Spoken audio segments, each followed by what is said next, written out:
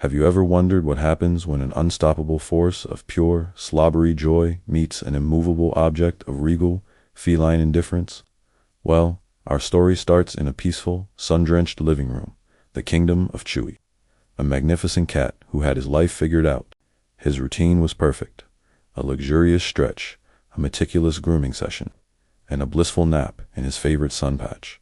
Life was good, until it wasn't. The front door opens, and in bursts a furry tornado named Marley, a golden retriever mixed with more enthusiasm than brakes. He skids, he crashes, and then his nose twitches. He spots Chewie. Marley's whole body wiggles with delight. He whispers, "Oh boy, a cat. I've never had a cat before. Hi, I'm Marley. Do you want to be friends?" Chewie's response is a low, rumbling growl that says, "I want you on the other side of that door." But Marley, bless his heart, thinks it's a greeting. He takes another eager step forward, tail thumping. That's when Chewie's patience vanishes. He arches his back, transforming into a creature of pure fury, and lets out a hiss that could curdle milk. Marley yelps, scrambles backward, and hides behind a chair, completely terrified. The battle lines were drawn. The next few days were a masterclass in feline territory defense. Marley would approach his food bowl, and Chewie, perched high on the counter, would swat a single piece of kibble at his head. Marley would try to sneak into the sun patch, only to get a swift paw swat from under the couch.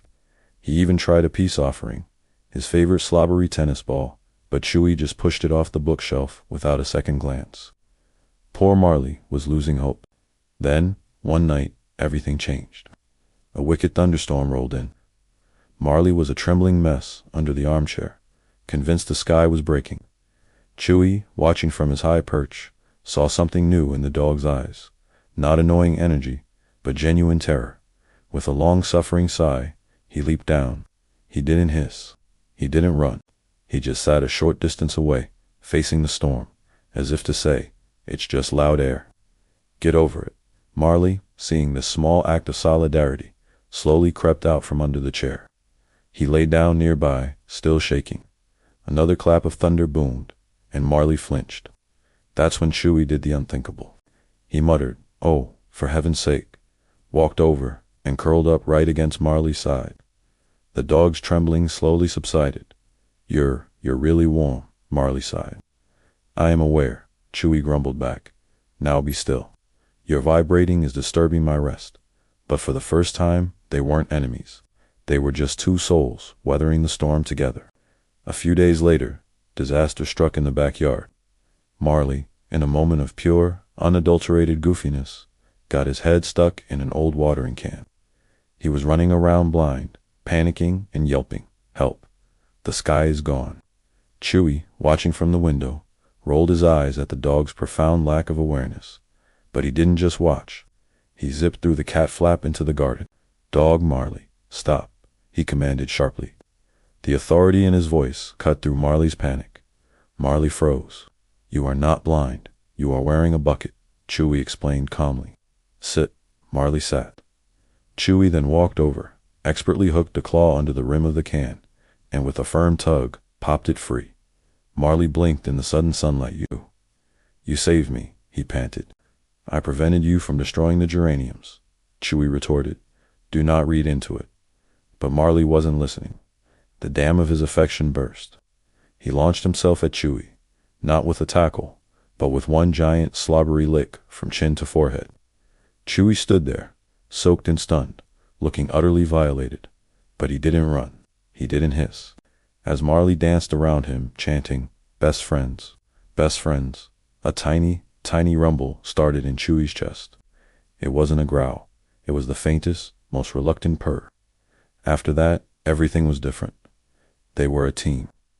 Marley would herd dust bunnies for Chewie to ambush. They shared the sun patch with Marley's paw, often draped protectively over the sleeping cat. They even developed their own game. Chewie would bat a paper ball off the table, and Marley would fetch it and bring it right back. They were partners in crime. One quiet evening, as their human Sophia gave them both a scratch, she said, "My two best boys. Who'd have thought, huh?" After she left, Chewie looked down at Marley, who was gazing up at him with pure adoration. "You are irredeemably chaotic," Chewie began, his purr deepening. "You have the grace of a falling wardrobe. You drool on things of great value, which includes, incidentally, me." Marley just wagged his tail, waiting. "You are also passably warm," Chewie conceded. "And your security patrols of the backyard are adequate." "Does this mean we're best friends?" Marley asked, his tail thumping hopefully. Chewie let out a final, theatrical sigh of defeat. He hopped down from the chair, walked over, and settled himself right in the curve of Marley's belly. "It means do not let it go to your head," Chewie purred, "and stop wagging. You're shaking the entire floor." But Marley's tail just kept thumping its happy rhythm on the rug, a perfect beat for their newfound friendship.